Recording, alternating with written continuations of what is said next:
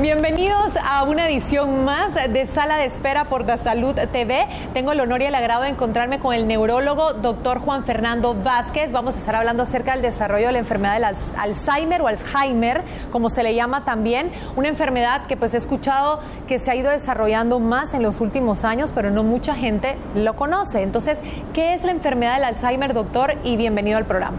Muchas gracias por la invitación para hablar de este tema tan importante que desconoce mucha parte de la población. A medida que la población envejece, aparecen más enfermedades degenerativas en todo el cuerpo, incluyendo las enfermedades del sistema nervioso central, y la enfermedad de Alzheimer es una enfermedad altamente prevalente en pacientes mayores, ¿verdad? A mayor edad, más riesgo de padecer de esta enfermedad, y es una enfermedad que afecta las células del sistema nervioso central, las neuronas, provocando pérdida progresiva del volumen cerebral con pérdida de todas las funciones mentales. Eso es la enfermedad de Alzheimer, que puede encontrarse en distintos grados, pero básicamente es el deterioro progresivo de las funciones mentales y del volumen cerebral, ¿sí? ¿Es frecuente esta enfermedad, doctor? Es una enfermedad muy frecuente. De hecho, a medida que la población envejece, mayor riesgo tiene de padecer esta enfermedad, y a partir de los 65 años empieza a notarse el deterioro cognitivo, problemas de memoria, problemas con sus actividades diarias, y es la sexta causa de muerte en Estados Unidos, para que vean la frecuencia de esta enfermedad. Y una pregunta, doctor, importante, ¿es lo mismo la demencia que el Alzheimer?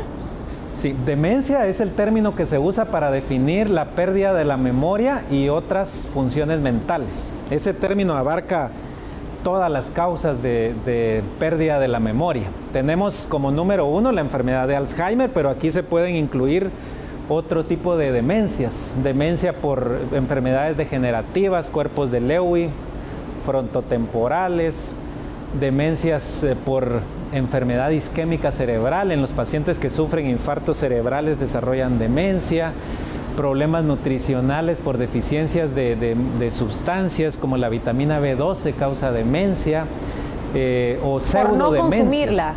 Por tener deficiencia, por no consumirla, o porque le falte una sustancia que no absorba la vitamina B12. Y también algunas enfermedades que simulan demencia, como la depresión y las enfermedades endócrinas como el hipotiroidismo, y entonces demencia abarca todas esas enfermedades, pero por mucho la enfermedad de Alzheimer es la causa número 1 de demencia, ocupa el 60 al 80% de causas de demencia.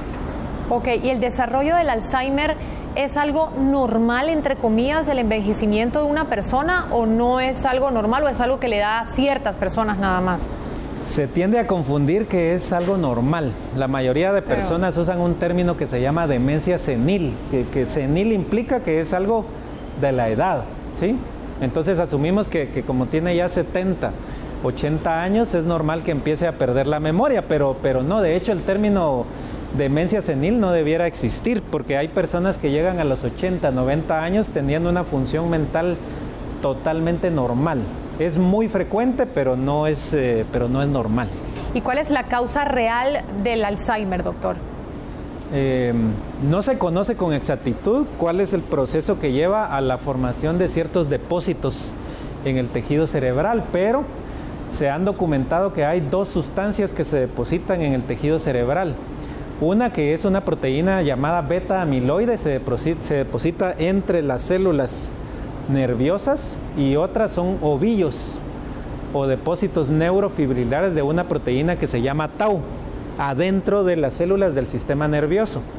La presencia de estas 2 sustancias se correlaciona con la enfermedad de Alzheimer, pero se desconoce todavía cuál es el mecanismo que lleva a la acumulación de estas sustancias, pero sí se sabe que las personas que acumulan estas sustancias empiezan con un proceso degenerativo acelerado de reducción del volumen y la función del sistema nervioso central, con todos los síntomas que ya conocemos. ¿Y hay algún tipo de tratamiento que llegue a curar el Alzheimer, doctor? Han hecho muchos estudios y todavía sigue una investigación muy intensa con fármacos que curen, pero todavía no se ha encontrado una cura para esta enfermedad. Lo que sí se ha encontrado son una serie de medicamentos que bloquean la progresión de la enfermedad, detienen y enlentecen el desarrollo de todos los síntomas. Por lo tanto, mientras más temprano se diagnostique la enfermedad, pues mejor pronóstico va a tener el paciente, porque frenan ese proceso y es conveniente frenarlo en un estadio inicial, a diferencia de un paciente muy avanzado, pues ya no hay mucho que frenar, ¿verdad? Ya todo el daño ya está muy establecido en su sistema nervioso.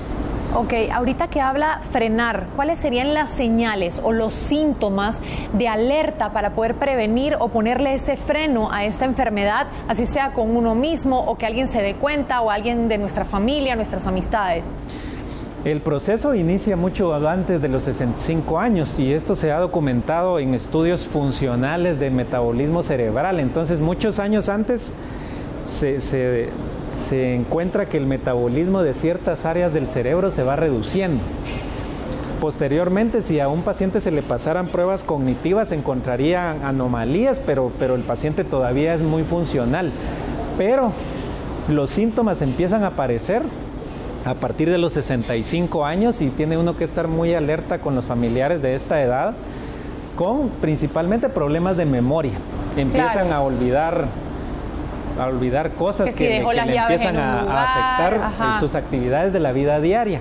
Si son pacientes que están económicamente activas, pues empiezan a tener problemas en el trabajo de olvidar citas, olvidar reuniones, empiezan a tener problemas de planificación de actividades, a realizar pagos, a tener problemas con los pagos diarios de la luz, el agua, el teléfono, el internet, a tener problemas de lenguaje, empiezan a repetir las cosas frecuentemente, a preguntar, a salirse de la tangente en las conversaciones, empiezan a tener problemas para... ¿Reacciones también feas o algo así o no? Empiezan a tener problemas para ubicarse, que van a cierta dirección y de repente se dan cuenta que están con un rumbo distinto, las fechas las olvidan. Y los cambios de conducta que son en estadios avanzados. Hay otras demencias que se presentan como cambios conductuales muy tempranos, pero en Alzheimer esto es ya un poco más tardío. Principalmente es la memoria, ¿verdad? La planificación de actividades, el reconocimiento de personas, de objetos, el cálculo matemático, todo eso se empieza a perder. Entonces, cuando empiezan a dejar de ser funcionales, pues en ese momento... lo notan los familiares y son los que llevan al paciente a consulta, y estos pacientes son sometidos a una serie de pruebas o baterías cognitivas donde se evalúan todas las partes de la función mental: memoria, cálculo matemático, función ejecutiva, orientación, lenguaje, y entonces ya se hace un diagnóstico de deterioro cognitivo. Ya con toda la investigación se ve si este deterioro cognitivo o demencia es por enfermedad de Alzheimer o por alguna otra causa, y ya se hace el abordaje para cada problema específico. Qué interesante, doctor. Y ya para finalizar, ¿qué hacen los familiares o las amistades que sabemos que tenemos a alguien con Alzheimer? ¿Cómo hay que comportarse con ellos? Tenemos que tener el cuidado, pues si se toma esta enfermedad en un estadio inicial, pues el paciente es muy funcional en sus actividades diarias. No hay mucho que apoyar, más que recordar la toma diaria de los medicamentos, que como es un problema de memoria, algo que pasa frecuentemente es que el paciente no es muy adherente con sus medicamentos.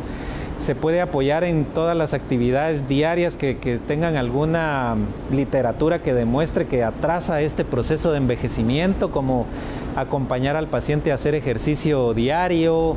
Mantenerlo activo, unos 30 minutos diarios es algo muy bueno que previene el deterioro.